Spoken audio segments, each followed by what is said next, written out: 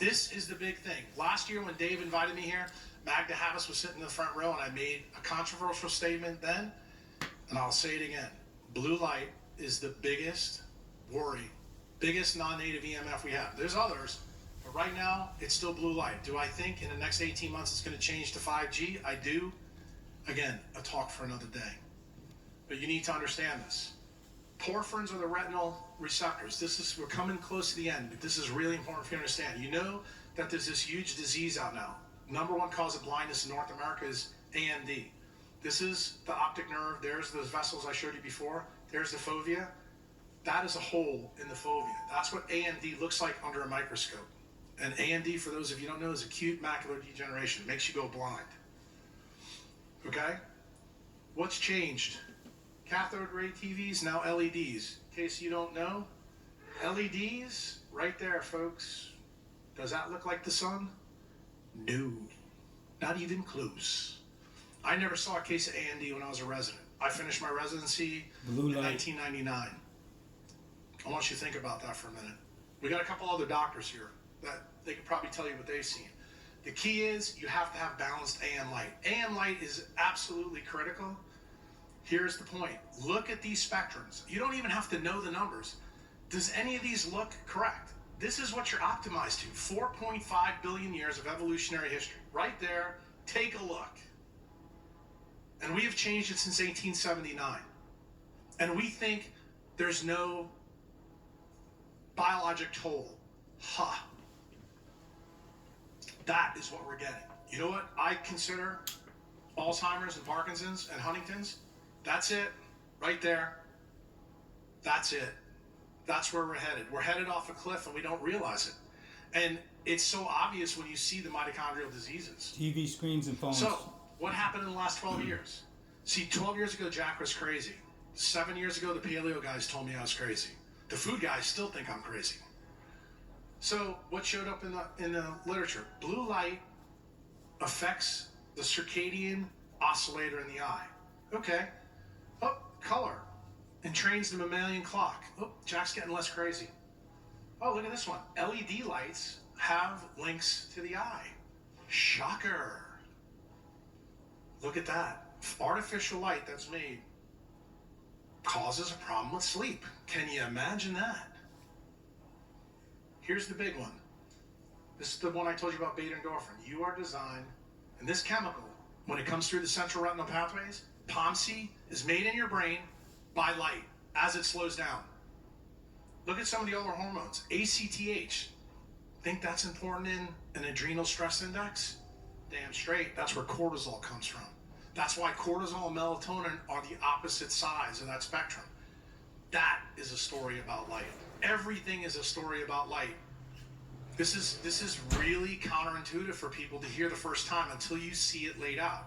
When I told the ophthalmologist this and gave this talk, they were floored. I pulled it from their own literature. A stupid neurosurgeon went into their ancient literature and found what was there. What did I tell you about innovation? You take things that are known and connect them in ways people haven't thought. I didn't discover shit. I'm just really curious. That book changed my life. Here's the big controller. Melatonin, you can take a look here, produced by the photoreceptors and other retinal cell types, RPE. Guess what it does? It regenerates every single cell in the retina. Melatonin is first made in your eye. Stop believing the nonsense about the pineal gland. Guess when that comes on? It comes on with Maddie's slide. The porphyrins, when light signals, as you heard in the other talk about light, when light gets changed to an electromechanical wave, the waveform, the solitons, the acoustic phonons in the blood plasma, send that signal to the superior cervical ganglion. That's what tells your pineal gland it's nighttime. The vibrations made by porphyrins from your red blood cells is what gives the signal for melatonin to be released in the pineal. That process is called molecular resonance transfer, meaning there doesn't need to be a direct connection. The connection is via light and through soliton waves in your vessels. And that's the key.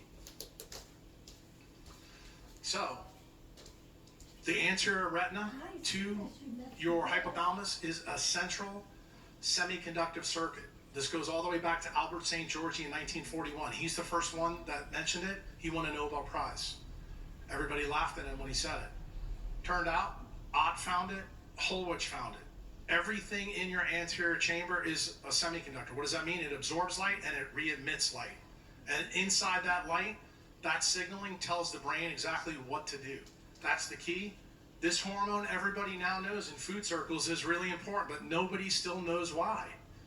Well, it turns out it absorbs all this light. That's what leptin resistance functionally is.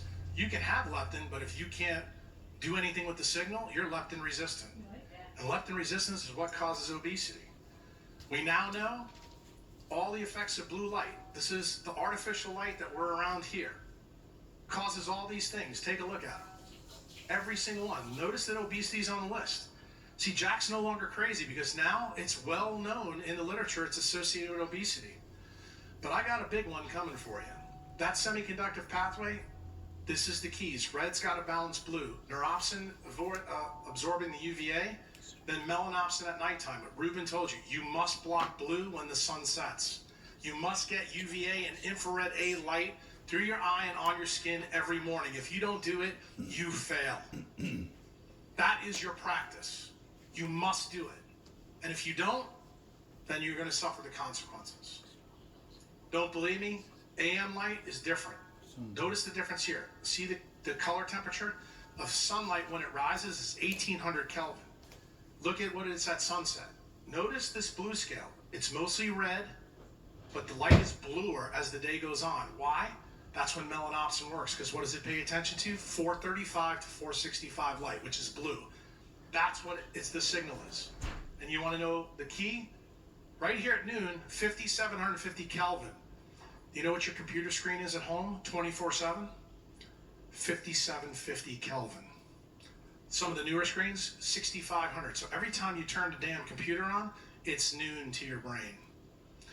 For those of you who don't believe me, all the kids that have cell phones, 5 years ago I did a hack in my office on a whole bunch of kids Matt's age, and this is a long time ago, 150 times per day they look at a cell phone.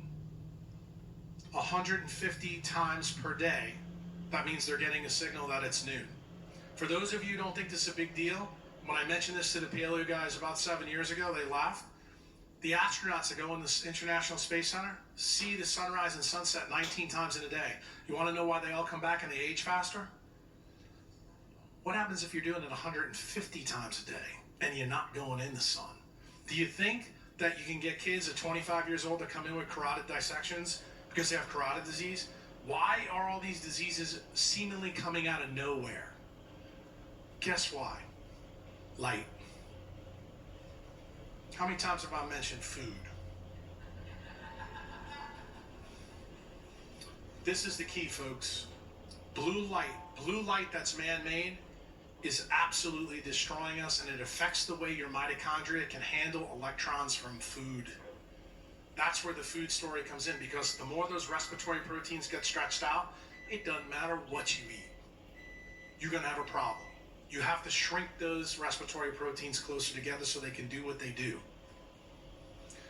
Now, this is a really interesting paper. There's two types of blue light hazard that I want to go over with you. One is the rhodopsin mediated, and then there's a light-fusin mediated. Both of these are important, but this one I want to highlight because I know Chris spoke here. Chris wrote an excellent paper for Western A. Price. I don't remember how long ago it was, but he talked about vitamin A, its link in the eye to opsins and also to obesity. This is the path where it goes. When blue light comes in, what happens? Retinal separates from the receptor, the opsin protein, then has to be recycled. What happens when there's too much high energy blue? It cannot recycle fast enough, so vitamin A drops. That's why vitamin A is always linked, not causal, but it's always linked in some way, a correlative link to obesity and most mitochondrial diseases. That's the key. And that's the take home that I want you guys to understand. And the reason why blue is an issue, vitamin A is yellow in color. It's a complementary color. So what does that mean? That means that blue light in AM sunlight is incredibly important to your vitamin A cycle. That's the reason why it's important, because blue light's what makes vitamin A in your brain. Here's the action spectrum for the blue light hazard. You can see, starts at 400, but the peak is 435 to 465. That's why all my glasses block that. That's the reason why I think Dave is a great guy. The fact that 2 years in a row, he bought everybody the blue blocking glasses. The sad part is, looking out in this audience, not too many of you are wearing them. Okay. What's the key? Cones regenerate at night in darkness. AMD is now explosive. It's a blue light disease. Cataracts are also explosive. The rods regenerate in daytime. Believe it or not, most of the ophthalmologists didn't even know the stuff that was on this slide. The key is AM UVA light due to molecular resonance in terms of how it's made and how it works. And AM light, the key critical parts is UVA and infrared A light to regenerate the photoreceptors. Everybody knows that UVB makes vitamin D. Not too many people know about the effect of UVA and nitric oxide both in mitochondria and actually on your skin. It's important. This also reduces blood pressure, okay? Visible light is mostly eye camera function. That's what most people focus in on, and that's why we know a lot about it. But here's the big one. What's the photoreceptor regeneration? I told you from that retinal picture before that it's really far apart. How does this happen? Well, I told you that red light penetrates deep into the fat layer where the arterioles are. So that means it gets down to where the arteries are. And this one is not important. This is the boson effect, the two loops that I told you about. But here's the crazy thing. When you look at this, light comes through the eye, you get the slowdown effect. You know that the retina is backwards. When you look at the retina in an anatomy book, here's the optic nerve, here's the back of the eyeball. Why did God or evolution, whoever you choose to believe in, build it like this? Because it needed light to slow down more, to do what it needs to do. And guess what? When we have these diseases, you know where retinal detachments occur? Between the photoreceptor here and the RPE. That's where the blood goes. And that's why you become blind. Because all these things atrophy. All the receptors, the photoreceptors atrophy because there's no UVA and no infrared A light. So think about that the next time you put your contacts in or your sunglasses. Again, back to this one. Melatonin is what regenerates every photoreceptor in your eye. And you only make it when you have UVA and infrared A light. There's the hole again. There's the OCT. You can see how thin the fovea is. The blood vessels are down here. How does it happen? There's the picture again. Take a look. This is a picture I showed you last year. This is a chloroplast. That's hemoglobin. This is photosynthesis. They're exactly the same. What's the difference? Iron's in the middle, magnesium. Anybody want to take a guess what the difference is on a periodic table between magnesium and iron? I'll save you. Electrons. 26, 12. You know why? Plants aren't complex. They're planted into the ground to the magnetic field. Their canopies in the sun. You're designed to move across the magnetic field. So you need more electrons. By whose law? Einstein's law. It's called the photoelectric effect. Light can only interact with electrons. When you're complex, you need an atom in the middle that can absorb more light. Guess why hemoglobin absorbs 250 to 600 and cuts off? That right there. Okay? That becomes extremely important right here in your eye. Light enhanced diffusion. Infrared light, and this is what it's meant to be. There's the retinal vessel, and there's the photoreceptor. When light hits the distance, and you saw the distance in that picture I showed you, it's really big between the vessels and the fovea.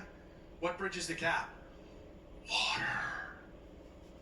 Water is the perfect red light chromophore. It absorbs all the way up to 300 nanometers. So what happens when the light comes on, when that AM sunlight comes on, it changes the density in water and makes a fluid wave go there. So there you got McKissick's work from this morning coming right to you. That is a soliton type of sound wave that crashes in to the photoreceptor to help regenerate it. Wow. Here's where light becomes a sound wave, what we call an electromechanical disruption. And it goes further. So what's the big difference? The velocity speed is what changes in the photoreceptors. The backward retina, told you before, it slows light down. You need the light to slow down. Everybody thinks the speed of light is constant. It is. By whose law, Josh, does that change? Isn't that Fermat's law, that it changes when the medium changes? See, we're not talking about the speed of light in space. Now we're talking about the speed of light in your tissues. It follows a guy's principle called Fermat's law. And Richard Feynman made that really important when he discussed quantum electrodynamic theory. I don't expect any of you to know it. The reason why it's important, it's the reason why your retina is ass backwards. Again, the majority of sunlight that falls to Earth is infrared A. What did Rubin tell you why we got so interested in the quantlet of using photobiomodulation? You now know it's one of the ways that you can regenerate the photoreceptors of your eye. What if I told you that we could make the third eye in your radial artery by delivering infrared A light, because you know it penetrates right in because I showed you a picture, didn't I? So if you're an idiot and keep using blue light, can you work around this in a certain way? The answer is you can. Turns out the retina is the key to getting energy into all the growth and metabolism pathways in your body. I know that most of you don't believe that. But I got a little bit more coming for you. We're back to the slide. Energy and mass, they're both the same. The only thing that's different is the environment they come in. This was a famous paleo book. But take a look here. It all starts with light through the eye. This is the biggest false narrative on the planet. And 99.9% of people believe it. Now you know why I don't. Right on.